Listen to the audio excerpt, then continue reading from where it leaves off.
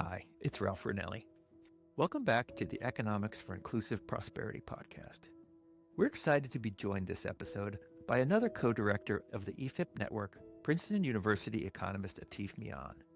Born and raised in Pakistan, Mian came to the United States to study math and engineering at MIT, where he discovered economics and eventually earned his PhD.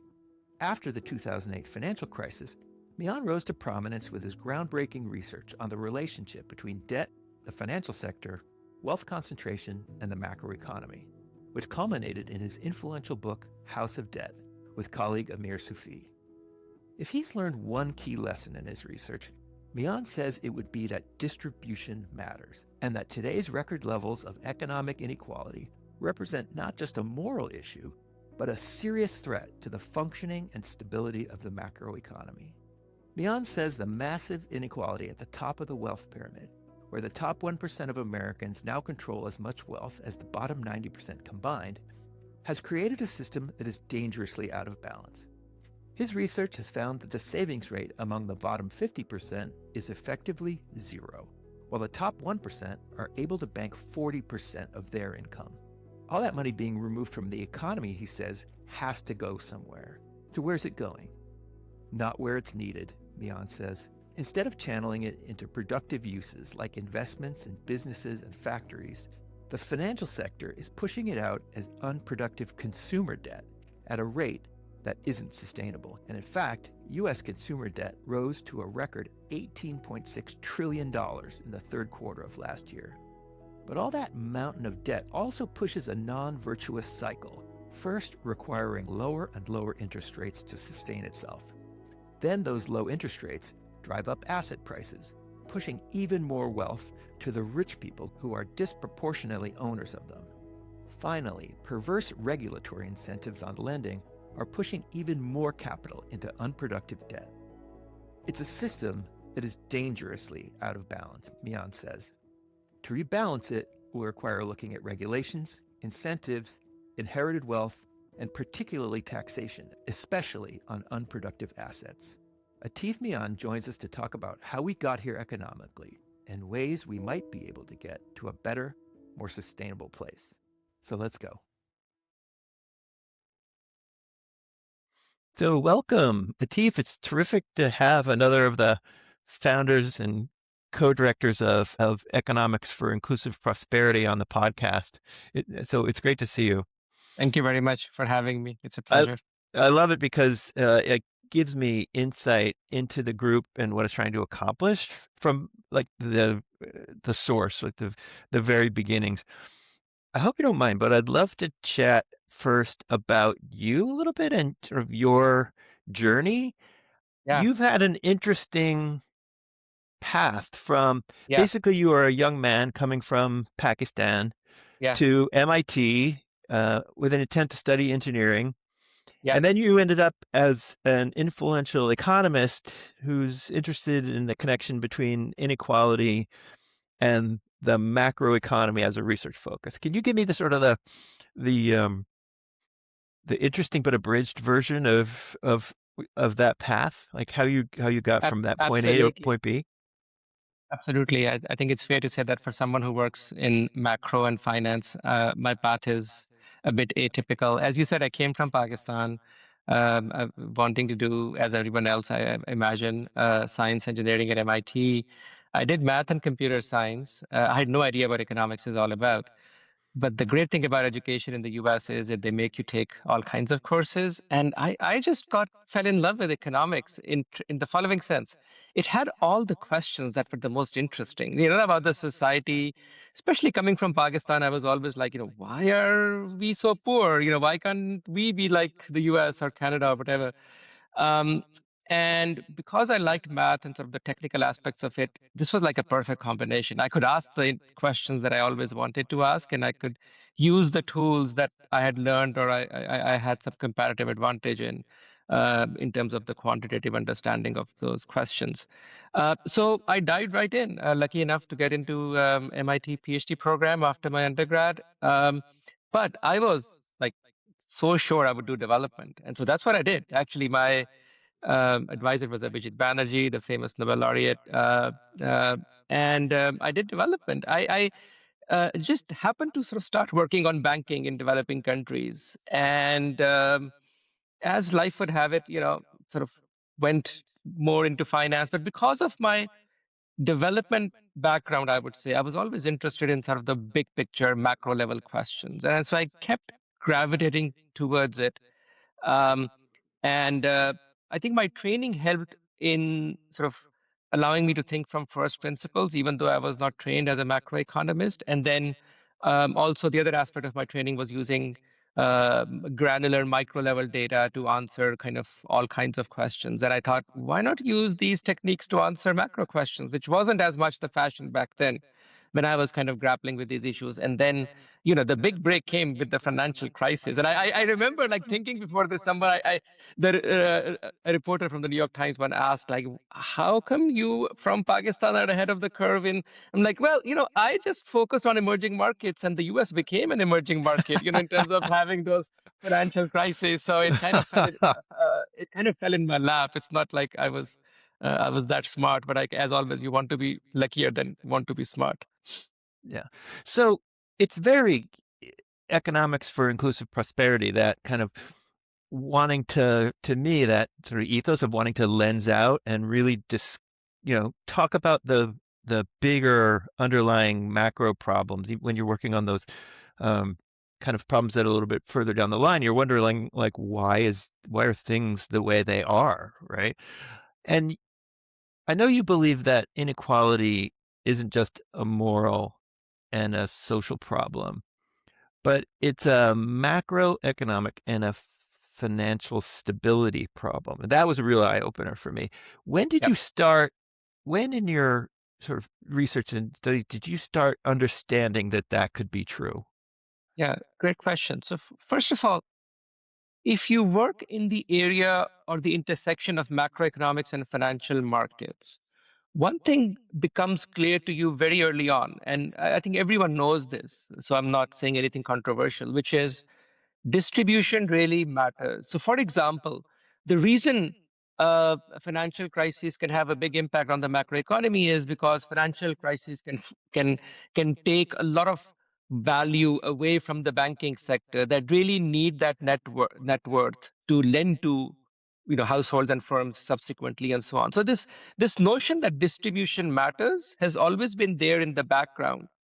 What has not been there as much in the background is how much or how it matters, number one, and which aspect of inequality really matters. And when I started looking at that question, what really struck me is the following. It's not just that more generally inequality matters, it's really inequality at the top. Extreme inequality is what really matters, number one. And number two, the reason it really matters is because the most important action that you and I, economic action that you and I take, is like the consumption saving decision. We all get some income through our assets or labor. How much of that income do we end up spending by buying groceries, by going on vacation, things like that, versus we save and we sort of put back in the financial system?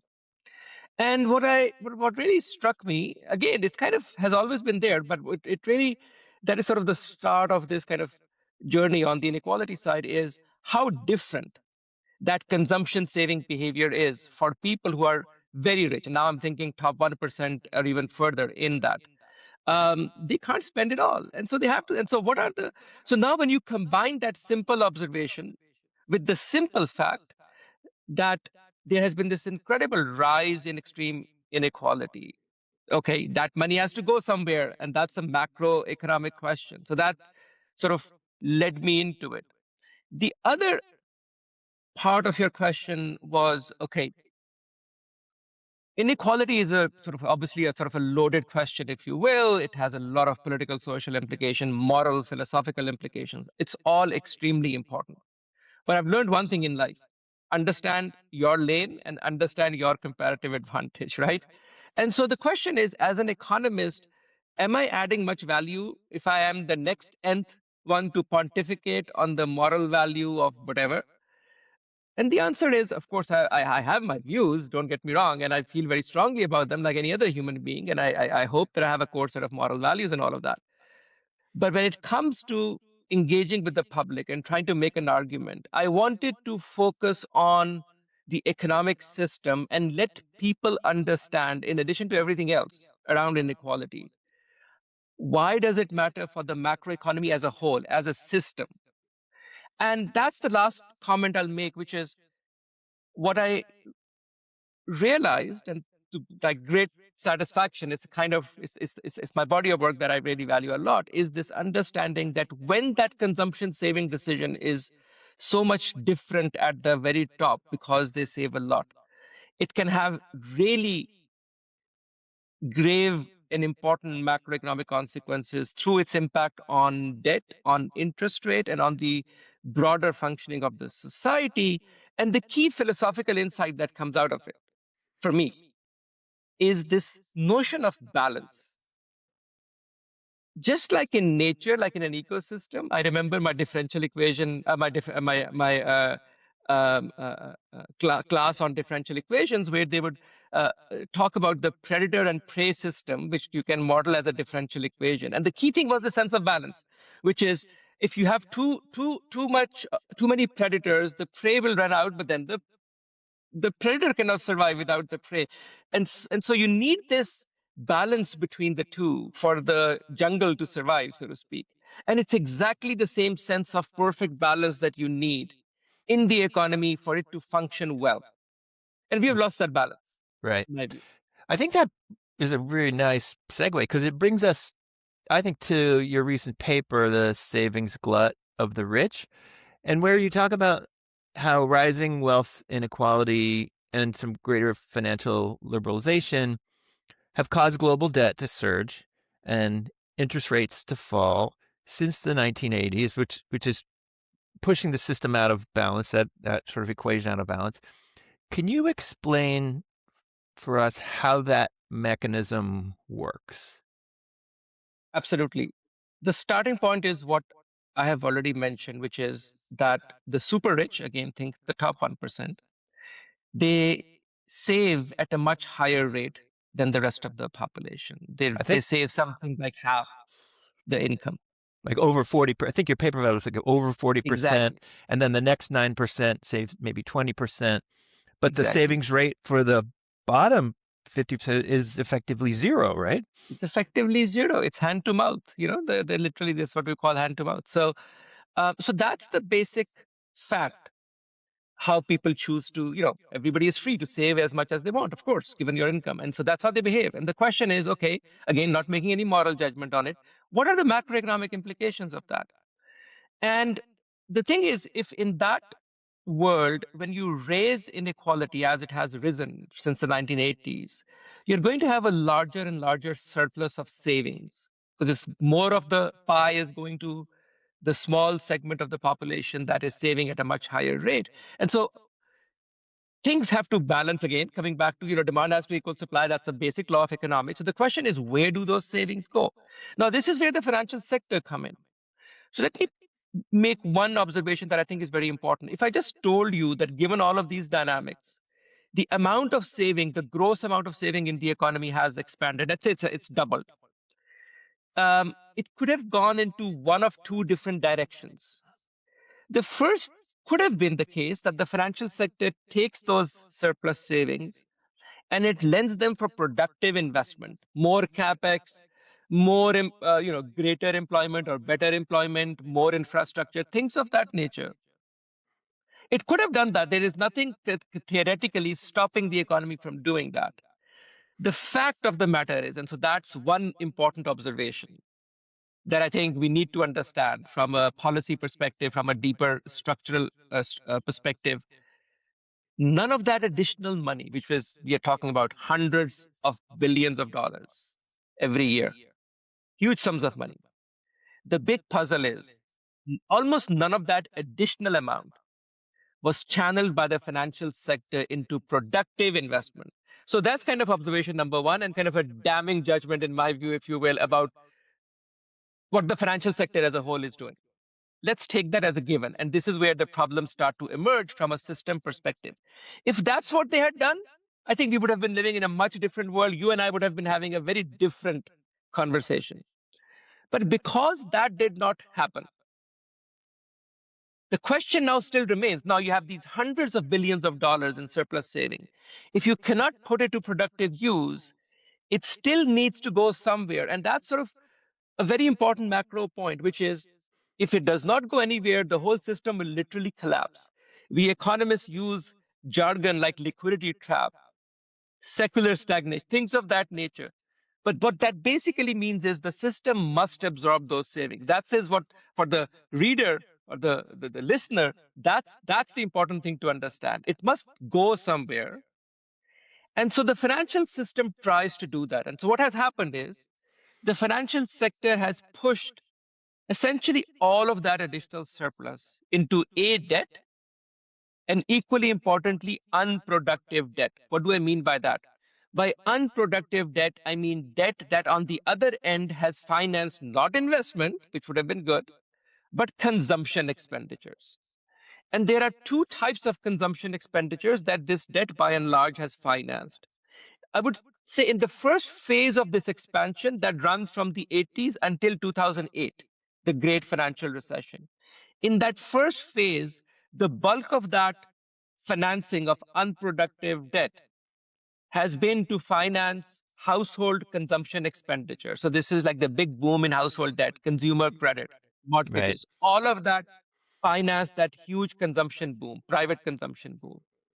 And post 2008, it shifted to financing again consumption expenditures, but this time borrowed by the government and spent through salaries and all of that into the economy. Right. That was because the consumers after the housing crash, they pulled in their economic horns and they didn't want to, they pulled back their spending. So you had to have the government step in to keep up that, pushing that debt and keep the demand side going. Right. Exactly. And this allows me to circle back to my point about the importance of balance. That's what the economy is actually trying to do, which is, as I said, if you have the savings, the economy must absorb it somehow. Otherwise, we have a massive problem. And just like you have changes in pressures, the weather system, that's the planet trying to equilibrate. So one part does not get too hot or too cold. That's basically what's happening. In the same way, through the price mechanism, and one important price is the interest rate in the economy, the broader macroeconomy tries to balance or equilibrate by trying to then absorb those savings in the way that we have seen it, which is interest rates get lower. So this is the other paper that we wrote called Indebted Demand with Ludwig Straub at Harvard, which shows that once you have this system where these additional savings are being channeled into unproductive debt, you have, of course, a rise in debt. But the more important and subtle insight is that the only way that debt can sustain itself is through lower and lower interest rates. Right. And the reason for that actually is very simple. If you are the one lending to me, Ralph, and I'm borrowing all that additional amount, the rate, the interest rate at which I'm borrowing is typically above the growth rate, the average growth rate of my income. So I'm borrowing something which I must pay back to you in interest at a rate above my income growth. That doesn't square up. Something has to give. So the only way, again, the system tries to find a balance. And how? You have to lower your interest rate more and more over time. And so this logic then ends up also explaining what otherwise has been a very important fact, which has otherwise been hard to explain, which is both this rise in incredible amounts of debt in the global economy as a share of GDP and this falling interest rates, this downward persistent pressure on interest rates.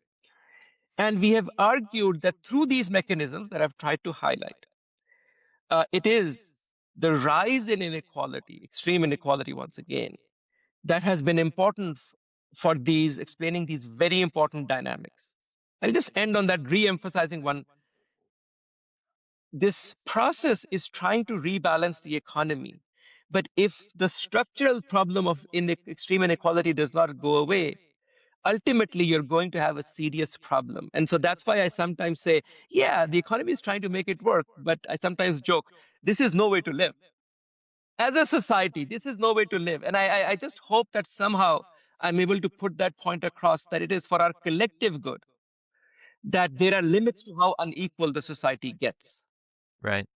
So let's go back to 2008, because that's a very interesting period where I think a lot of these sort of learnings, it's kind of a crucible in which a lot of these learnings emerged. Because there was also, in addition to the interest rates, there was also another factor, right, which was kind of inflated asset prices and how that affected consumer behavior. What can you sort of bring those inflated asset prices into the equation, and how they affected consumer spending, both in among like the lower percentiles of the wealth scale, both before and after the housing crisis?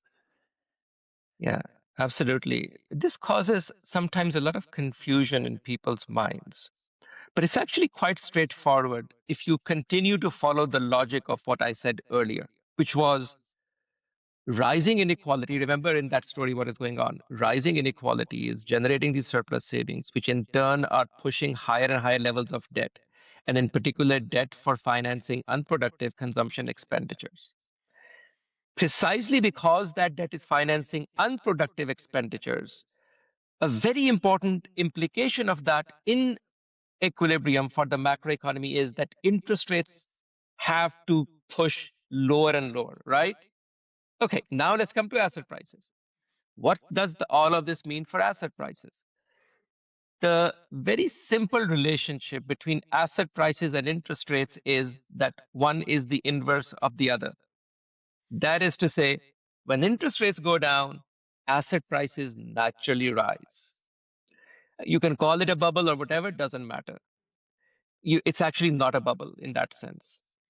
And so, one of the consequences, this is partly why I say this is no way to live, because one of the consequences of relying on this debt finance consumption with interest rates going lower and lower is that that system also becomes frothier and frothier in terms of asset prices. And that's exactly what has happened. So, for example, and this is the thing that confuses people at times. If you think, oh, asset prices were out of whack just before, and there was some irrational exuberance bubble, whatever, before the house prices were really too high and it burst, and that's the end of story. No, prices are back where they used to be, for example, house prices. And my point is that's because the underlying problem was not just a simple bubble that burst, but this structural problem that kept pushing interest rates lower. So that local disturbance around 2008, actually, once that went away, prices went back up to that level. That's the way to understand this, this mechanism. And so, you know, like I said earlier, when I said this is no way to live, there is an irony here. Let me bring that out. The irony here is the following. If I'm able to keep people's attention up to this point, what is happening is in this narrative I'm building, that it is this rise in extreme inequality that is generating debt, pushing interest rates lower, and hence pushing asset prices up. There's an irony here. I hope people get that. The irony is people getting richer is causing the system to do what I just said, which makes them even richer. Because falling interest rates now, because who owns the wealth? Who owns most of the assets? Obviously, the people on average were much richer. And this fall in interest rate, essentially, that's the key idea. If rising inequality pushes interest rates down, ironically, it makes the super rich even richer. Their stock valuations go up, the land they own, the land valuation goes up. And so this and let me now I said I'll stay in my lane, and I pretty much will mostly, but let me highlight one other aspect of that, which I think has become an extreme problem in the political environment that we live in today. Right. Across the aisle, it's not about right or left, which is the extreme influence of this exorbitant levels of wealth in politics. Because it's free money for them.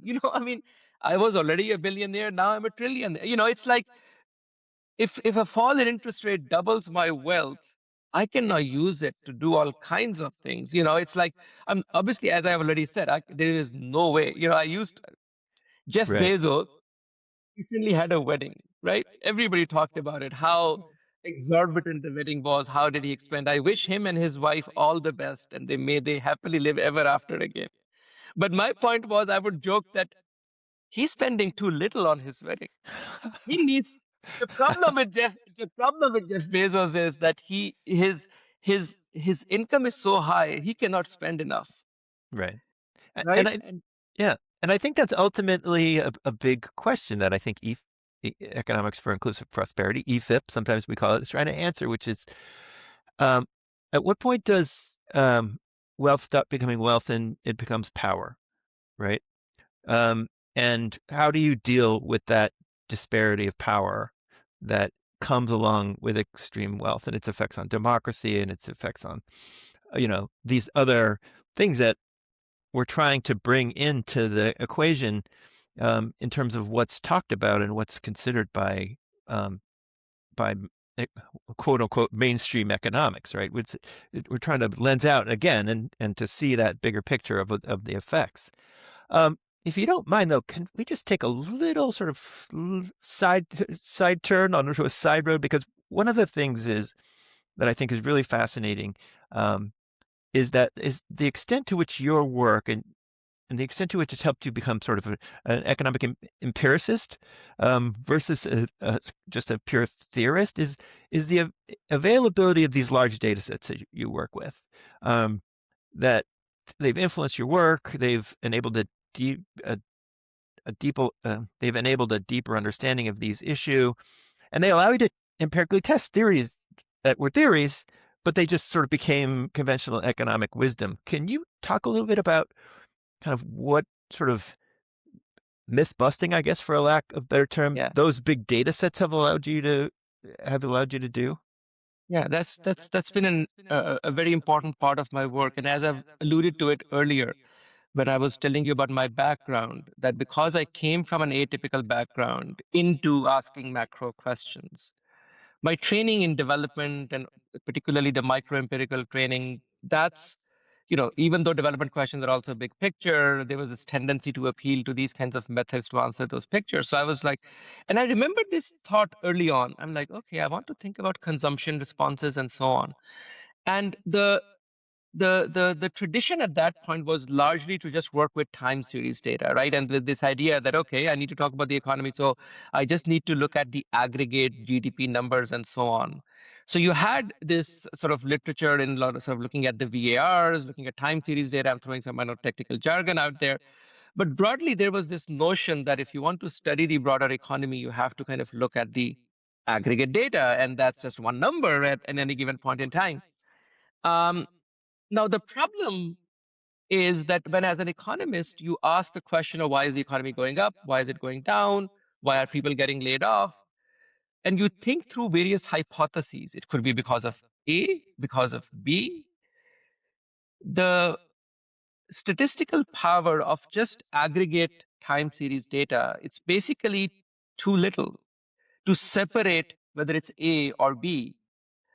And it's very obvious when you think about it that the granularity of the data actually allows you to further parse out story A versus story B by saying, okay, does story A versus B have different implications at a more granular level? I'll give you one small example of that, which was very much sort of in my mind at that. Like this, now I'm talking like before the 2008 crisis. So, early 2000s, mid 2000s, early 2000s. Greenspan is the Fed chairman.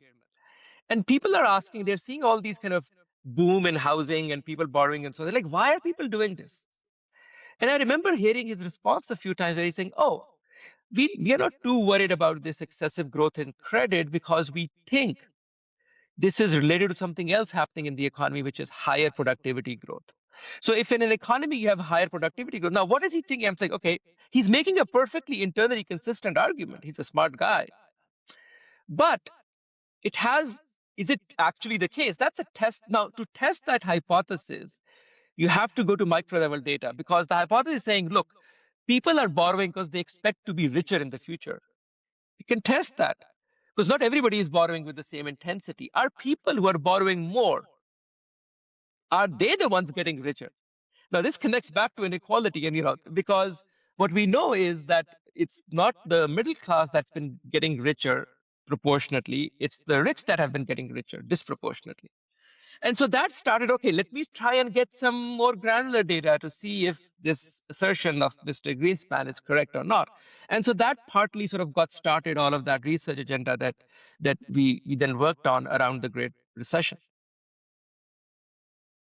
So your book, House of Debt, received a lot of acclaim within economic circles, but there's also pushback from people like Timothy Geithner, who is sort of downplaying your assertion that debt relief, and I want to start really talking about debt and what you call the addiction to debt, right?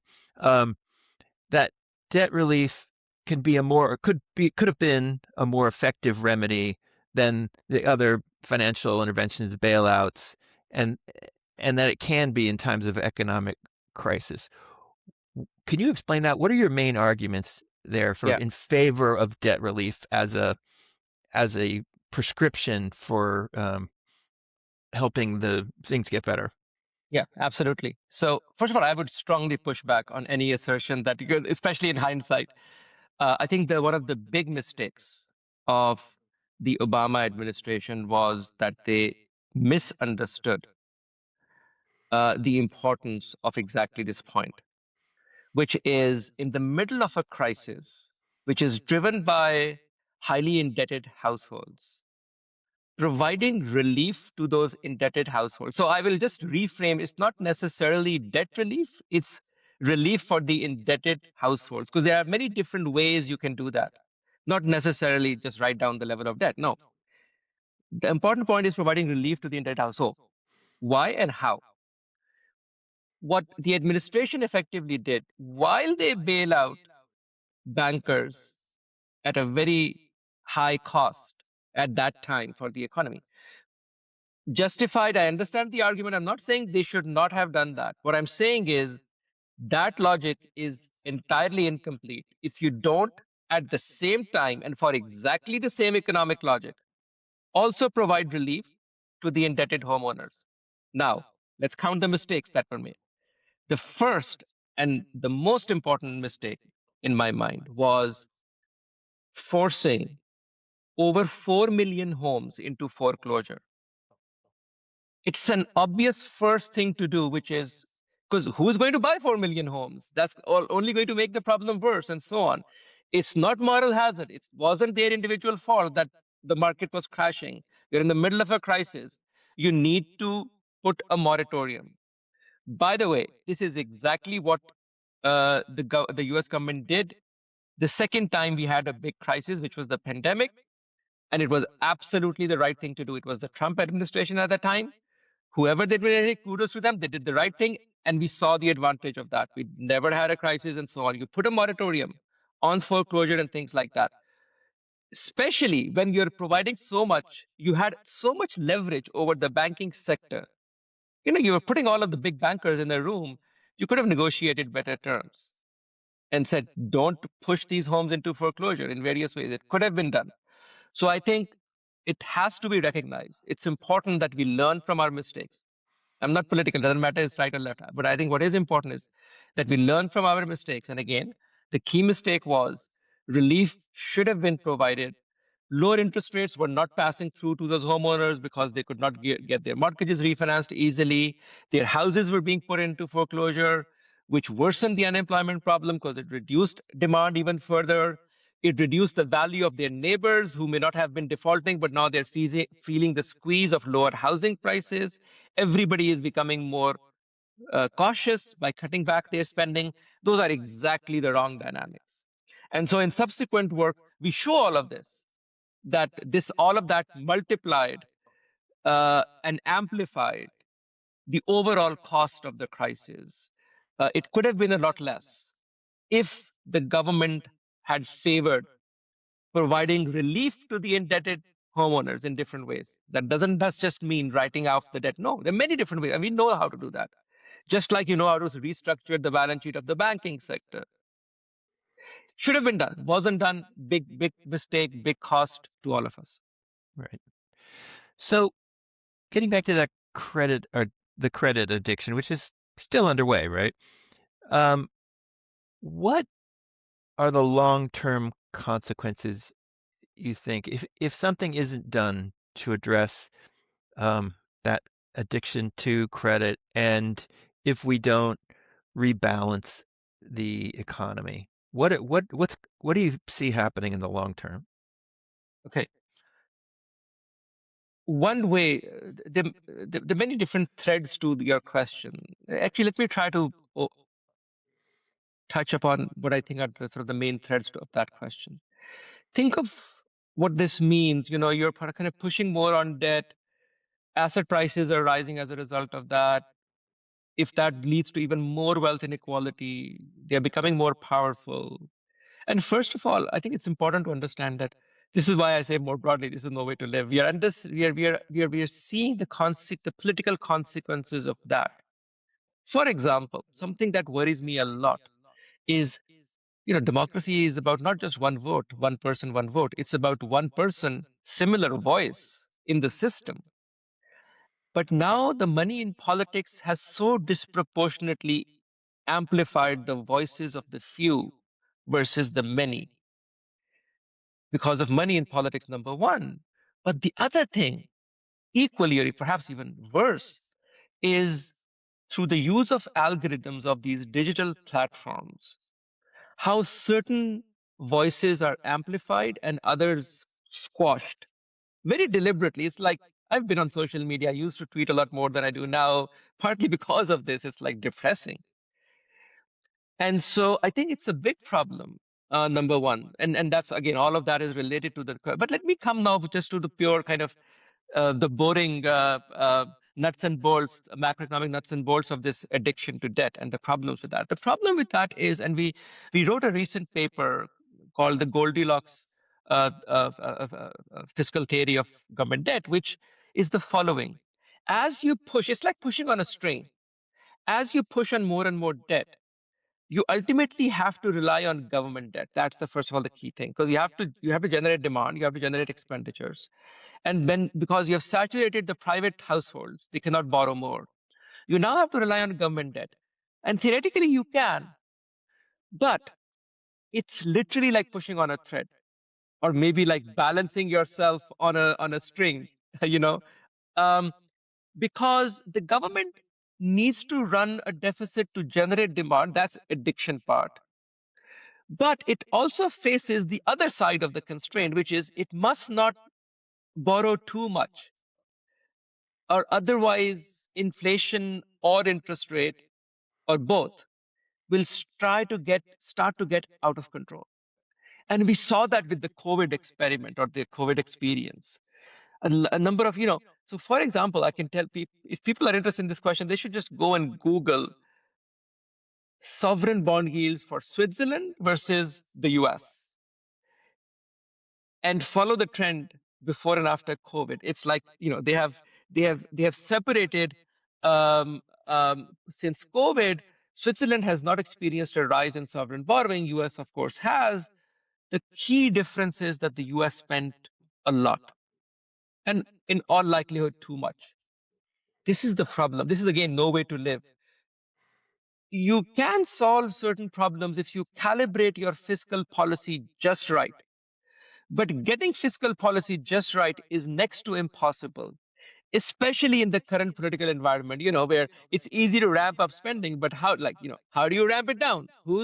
What spending do you cut? Whose taxes do you raise?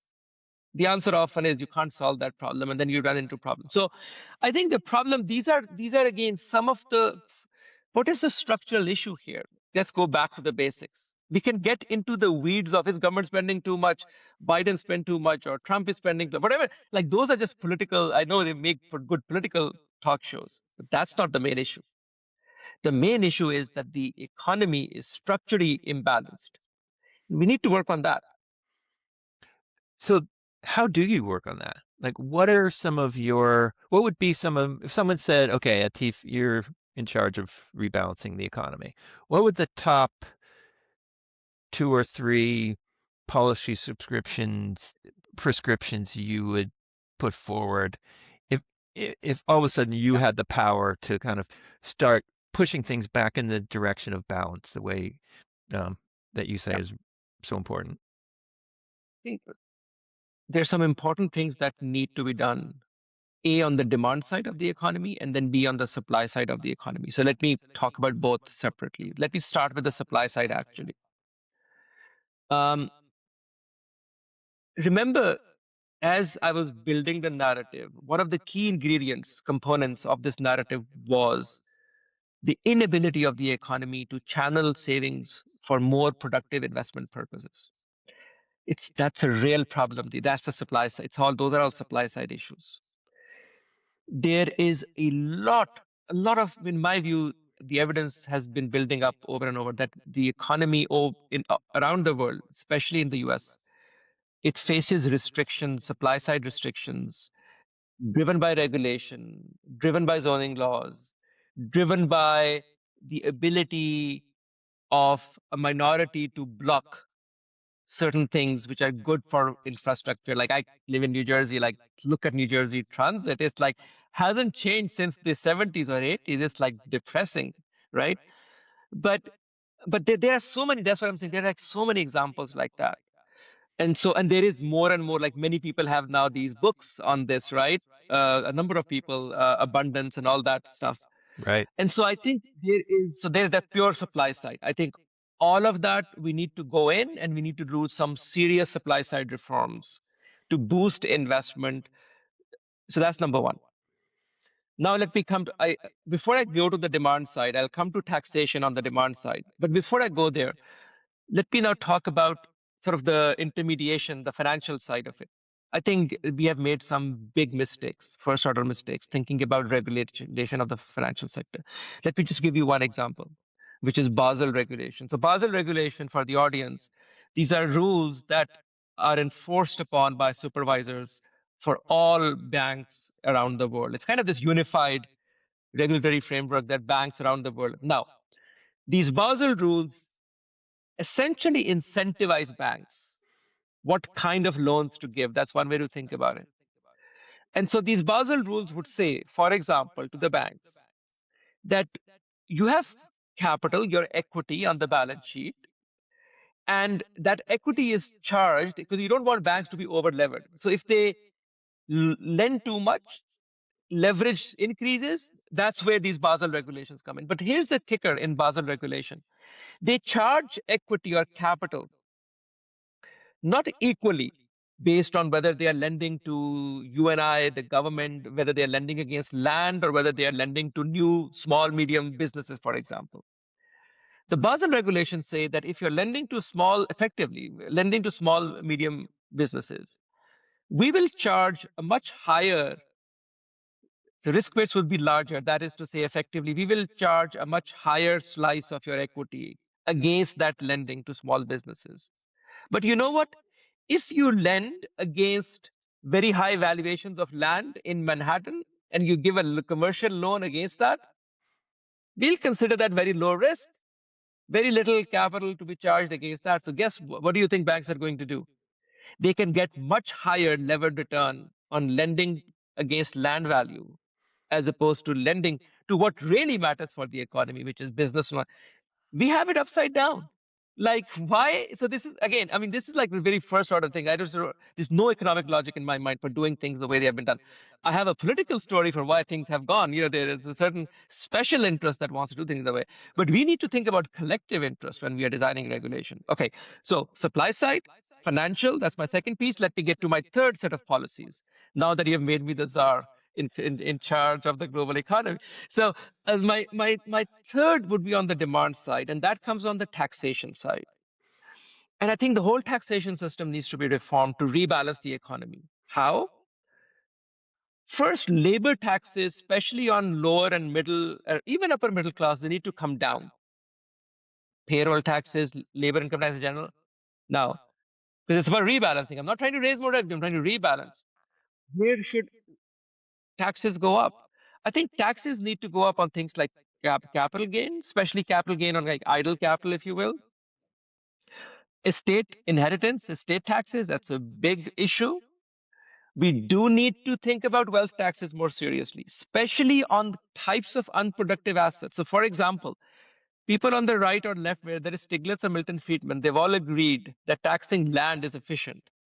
There's a number of assets. So there are digital land assets today that can be taxed the same way, right? So because we don't have time, I won't go into further, but I think the system of taxation needs to be rebalanced. The key idea is lowering taxes on productive investment and also taxes on productive physical investment. So my earlier example of Basel regulation, it's an effective tax on productive physical investment. I'm an economist. I firmly believe in efficiency and so on. But we have those incentives upside down in many different, and so we need to realign those incentives. Yeah, the incentives go to the unproductive and not to the productive. So this has been incredibly enlightening and interesting and fun. So I got to ask, what's next for you in terms of where you want to take this, where you want to follow this thread and take your research? And what do you think might be some promising other unexplored avenues for other up and coming economists to explore, people who want to sort of follow this path that you're trailblazing? Well, my first advice to young people is don't listen to people like me. And I think that's one advantage I've had, which is I didn't know much. I didn't know much about macro or so on. And so I just thought from first principles, right? And I think that would be my first advice to young people is to think from first principles about the big questions and don't be too influenced by whatever the current paradigm is suggesting as the answer. But put that aside, think about the big question and work from first principles and say, okay, if I did not know anything and I wanted to understand this question, how would I think about it? What kind of evidence would convince me of this? And so the only place where I can nudge is about what are the big questions. And I think those are many of those are like what is AI going to do to this distribution, and then what is our response if it makes winner take all even more winner take all, which I think is quite likely to happen. I mean, we were talking about rebalancing. That's going to further unbalance the economy. So I think that's a very serious question. That question, by the way, goes very deeply, is very deeply aligned to the sense of legal frameworks, because ultimately it's law that gives value to property, right? Right. I can write a law that says your shirt is mine. All of a sudden, my, and so this is, so it's about, and so I think how do we apportion rights? So there are a whole range of, the other big question is when are markets good and when are they not good? That's a whole very fundamental question. This notion that markets always work is of course wrong.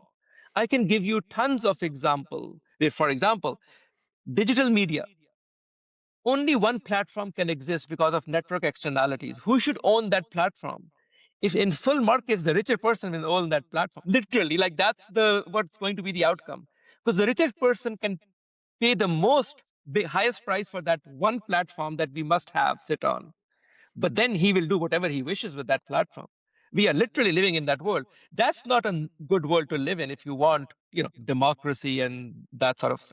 So that those are very serious questions of mechanism design, right? How do you design rules of the game, which goes into constitutional design, the law? This is a very fundamental. And I think we live in very exciting times from that perspective, that it's opening up the space to go back to the very like moral philosophy, if you will, going back to those deeper questions of how we want to organize ourselves as a society, so we deliver not just economic growth, but we also deliver the values that we need to aspire towards. And that, maybe, it motivated us to kind of think about putting these group together of economists for inclusive prosperity. Because that's and going back to like when you asked like why did I become an economist, and like that's what motivated me. Like I couldn't care less whether stock prices are going up or down. What really motivated me, like how should we live as a society? What makes certain societies better? This is the beauty of economics in my mind, is it tells you when and under what circumstances the sum is bigger than the parts. It's really economics that, it's like we use different terms for that: externality, this and that, general equilibrium. But at the end of the day, that's what it is all about. And I think for young economists and some of the older ones as well, I think this time is really exciting, that it's forcing us to think about those fundamentals. Any single, I very much dislike this socialism, capitalism, communism. This fight of isms is just total nonsense. Let's get real. Say, okay, you know what? Nothing is perfect. We live in an imperfect world. There are gray areas. We need to understand from first principles what conditions do we want to inculcate in the society so that the results those conditions deliver, they maximize our collective welfare, so that the sum is bigger than the parts. That's kind of the core excitement in my mind about what economics or the tools of economics can do potentially. Right. I think I agree with you. I think this is a very exciting time in economics because we seem to be emerging from these orthodoxies and are able now to or in a mindset now where we can ask a lot more questions and fundamental questions, and yet at the same time we have these sort of newer empirical tools to sort of apply to them and learn deeper lessons. So I will be watching with great interest both your future and the future of the field. So thank you so much for being here Thank you, and Ralph. Thank sharing you, this with Ralph. us. Really appreciate your questions and your time. Thank you.